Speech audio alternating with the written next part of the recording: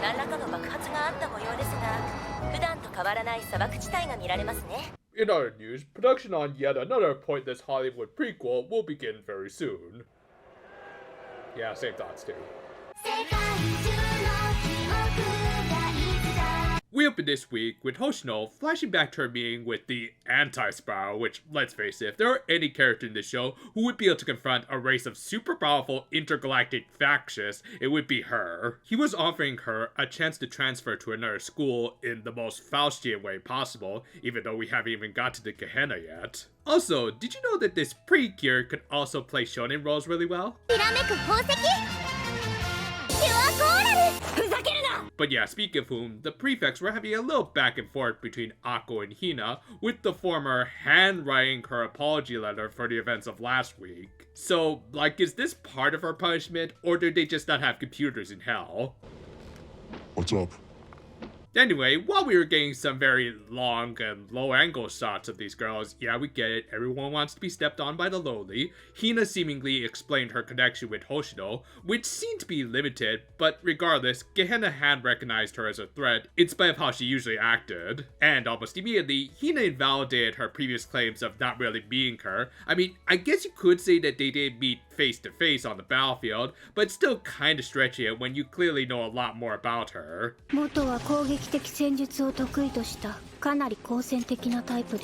Hey, come on, tanks play an important role too, you know. But yeah, even though their school didn't recognize her as much of a threat anymore, Hina clearly did have a little interest in the former Rambo.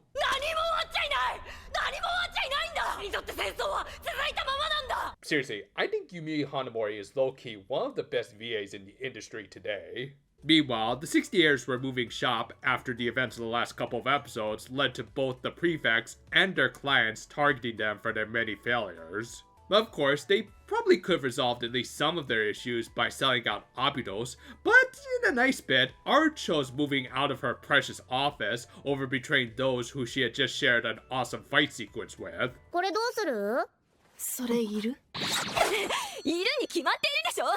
I can think of a few phones that work better than that.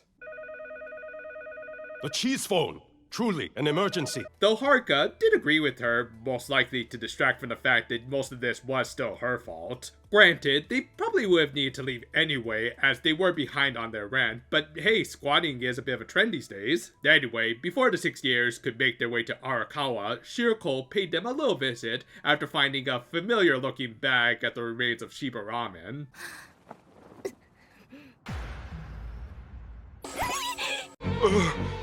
He's just standing there, menacingly! Now, of course, she was cool, for the most part, you know, other than blowing up the ramen shop and all that. Still, she did want to thank them for returning the bag from the bank robbery. It was honestly a sweet little exchange, mostly thanks to the hilariously incompetent outlaw boss lady here. Then, as for the bag, Shiroko had left it with the ramen shop owner to help him get back on his feet, which, again, as I keep saying, I'm pretty sure those bills are marked, so best not to use them. And regardless, he was already planning on closing shop even before it blew up, as he was in the process of being evicted. アビドス生徒会から建物と土地の保有権が移ったんだ。Don't you just love it when anime kind of reflects real life?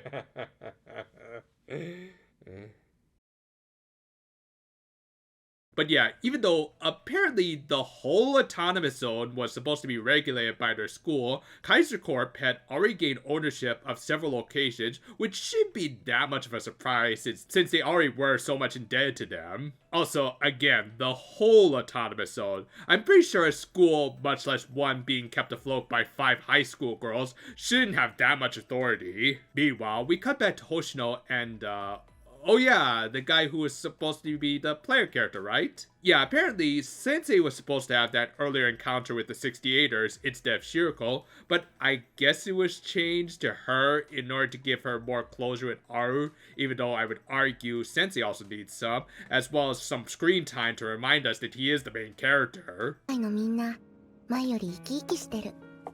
それは私じゃなくて。 Even the character himself has admitted that they haven't done a great job showing and not telling what he's done over the course of this show. Thus, unfortunately, while the scene is actually well put together with some great music and everything, it just kind of rings hollow when we don't have a solid grasp on how much these girls have changed thanks to Sensei. At most, I think we saw Serika change from being less tsundere, and Ayane kind of becoming a little more assertive, but Nonomi has been an absolute afterthought, so I certainly wouldn't know how much more she's smiling than she used to. Really, at this point, it feels more like Hoshino is the proper sensei of this show, with how much she's clearly been working from behind the scenes. Thus, this guy at least went to see the true main character of this show.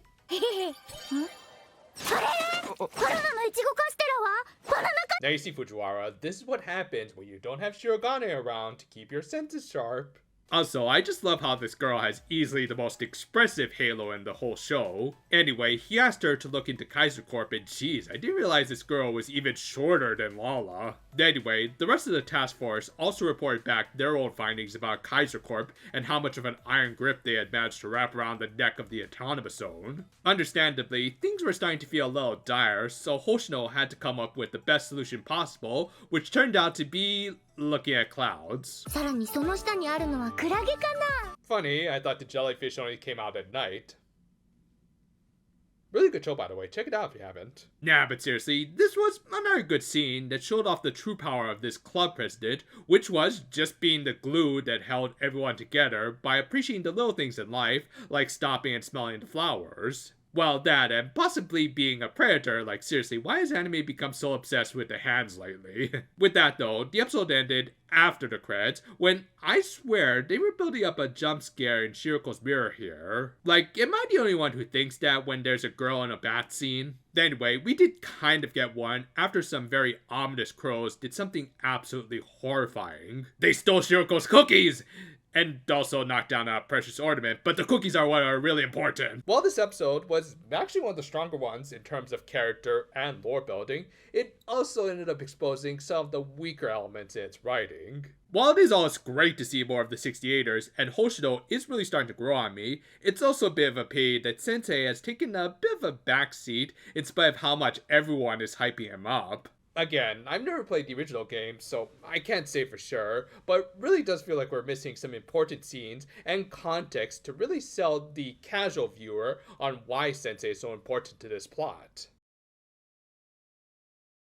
I will say, this episode did feel like the most appropriate follow-up to the events of the last, with all of the characters cooling down after such an intense encounter. For R and her crew, it was both hilarious, and yet also kind of wholesome to see them try to figure out how to move forward after essentially becoming homeless. Which also happened to be an overlapping theme with this episode, as even Hoshino outright stated herself. Though in her case, it was more about outrunning her past that kept catching up with her. Between some of her great subtle animations and Yumiri Hanamori's voice acting, they're really doing a good job creating a character who was both a jaded war veteran, and yet also trying to help her friends keep their heads on straight and not buckle under the looming threat of Kaiser Corp. She alone seems to be holding up the foreclosure task force, though apparently Sensei is also doing something, even though they haven't really done a great job showing the progression of his effect on the task force. Yeah, ironically, the shady character in Hoshino and her actions were a lot easier to understand than the guy who's supposed to be the outgoing friendly dude.